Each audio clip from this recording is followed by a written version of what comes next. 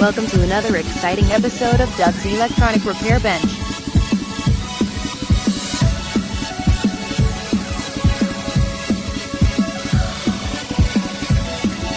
Afternoon, YouTube. Here with you today. It's Friday.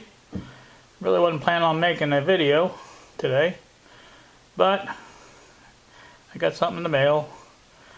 Thought I'd show that to you. It looks like a book, and that's just exactly what it is.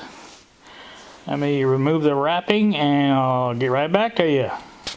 I'm back again. Now you can see the what this is. It's a tube manual. I downloaded the PDF for, this is, if you can read that, RC29. That's the next to the last one that was ever made. RC30 was the last one made. I downloaded the PDF for that, have that on the computer. But I really wanted a paper manual for these because it's just much easier to look up tubes this way than it is to look on the computer. So anyway, I found this on eBay.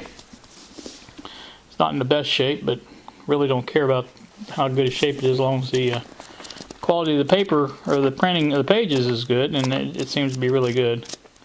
So, like I say, I found this on eBay. I think it was $3.99, something like that, was the starting bid, and I kind of followed it along, and luckily no one bid on it. So I think it was actually $2.99 is what it was, and nobody bid on it. So I ended up getting it basically for $6.99 shipped, and which was a pretty good price, I thought. I've seen them go for, very seldom do you see them go for less than $10, especially one as new as this one. It's like I said, it's the next to last one, so it's going to have about every tube there is in it. So like I said, it's in pretty good shape. It's not too bad. It will do exactly for what I want it for, which is to supplement on my workbench. And I can keep that in there and look up tubes as I need to. What these tube manuals do are good for is give you pinouts of tubes. If you can look up any one you want, and you'll see there's one there. It shows you the pinout of the characteristics of the tube and the pinout of how it's laid out. And, you know, if you check all the pins and all the characteristics of the tube, you know, maximum voltages on the plate, on the grid, things like that. And it's just a handy item to have if you work on tube equipment. And so I did get that, so that was, I thought, a pretty good buy. And I also got something yesterday. I didn't get it, but I bought it on let me turn this around. I don't like this. I bought something yesterday on eBay that I've been wanting for a long time. I probably mentioned this before, but it's a label maker, and I got a pretty good price on it. It's the Dymo Label Manager 160, I think is the number on it. And I got it for $11 or $12? $12 maybe. And free shipping, so it was a pretty good buy, I thought. And I went ahead and bought, I think it comes with half-inch tape. I think it's only like a 10-foot roll on the starter tape, but I went ahead and bought a quarter-inch tape, and that it's 23 feet. So basically I want to make some labels for my outlets for the Variac, and I'm going to redo the dim bulb. Bill, old 64 Goat, actually inspired me to do mine different. I never really gave it a thought when I first put this all together, that, you know, if I end up making the bench like I want to make the bench, then when I turn the power off to the bench itself, all the power will be removed from the variac and all the things connected to that, to the receptacle there, but the power receptacles on the bench itself stay energized.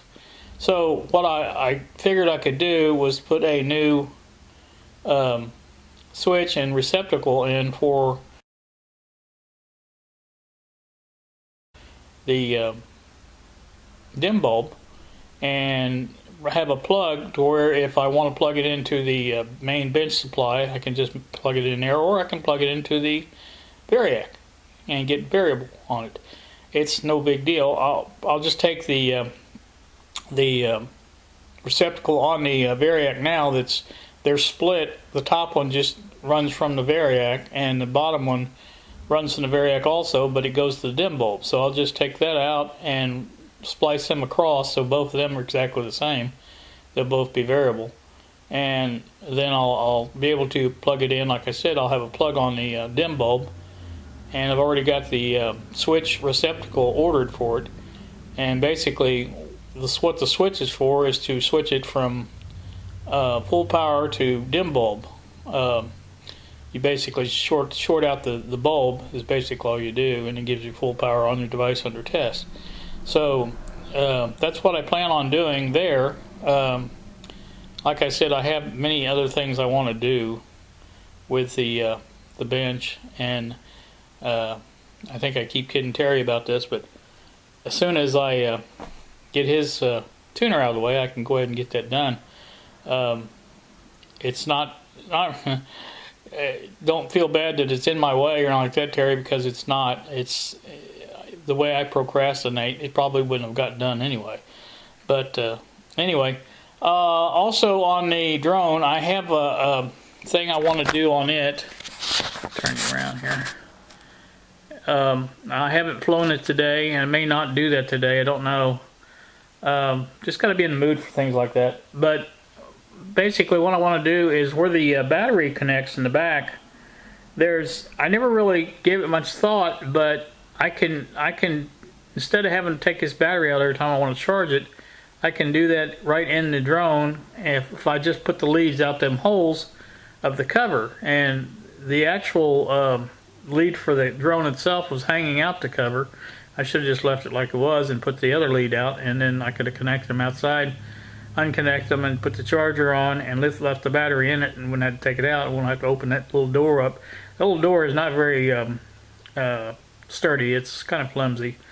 So less I have to take that out, the better, I guess. Of course, once I get the new batteries for it, I'll have to put a new one in that way, but it's not a big deal. Like I said, that's what I plan to do. And I also had planned on doing some modifications to the camera.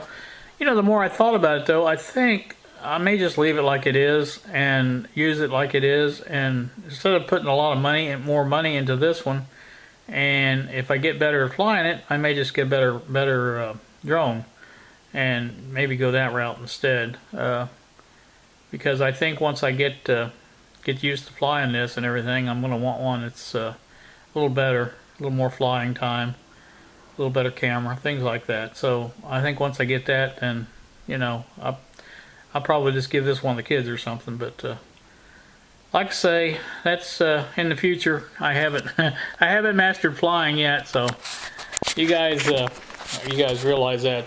But I don't know about the flying today. Like I said, after I changed that battery arrangement around to where I can charge it in the inside, I may go ahead and charge it up and try it a little bit.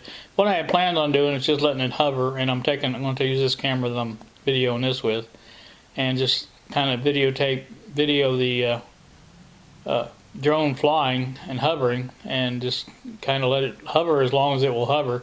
I probably won't even use the onboard camera at all, and so, you know, I don't know exactly how I'll do it yet, but we'll see. Like I said, it's just, I think without the camera attached, I think it probably won't record any video, and it'll increase the flight time a little bit, not a lot.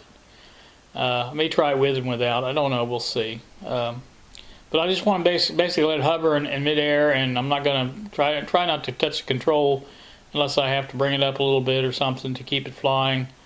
The altitude hold works pretty good, but it does drop down a little bit, and I think you'll notice if I do that, it's going to turn a little bit on its own. I think that's the trim settings, and I'd like to get those set pretty good and go from there. So that's just some of the things I got planned. I mainly want to show you this tube manual that I got, and you guys, it's starting to cloud up here, so I think maybe it's going to rain a little bit.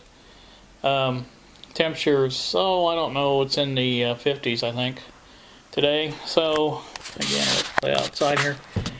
It's, like I say, it's not too bad out there. I went out and got the mail, so I'm just wearing a sweatsuit. So, anywho, I guess that's about all I have for now.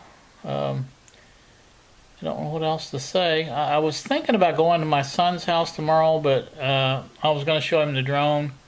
But I don't know if I want to make that because I'm having a little issue with my feet. So it depends on how I feel. Maybe tomorrow, I guess, is whether I go or not. But I don't know if I'm really at the point yet to take it outside and fly it. I guess I could try it in his backyard. Wouldn't be any hurting anything. Wouldn't go anywhere. So.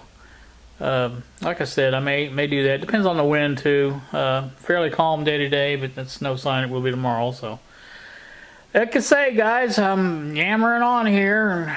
Don't want to do that, so got to get things done. So, you guys have a great day. Thanks so much for watching.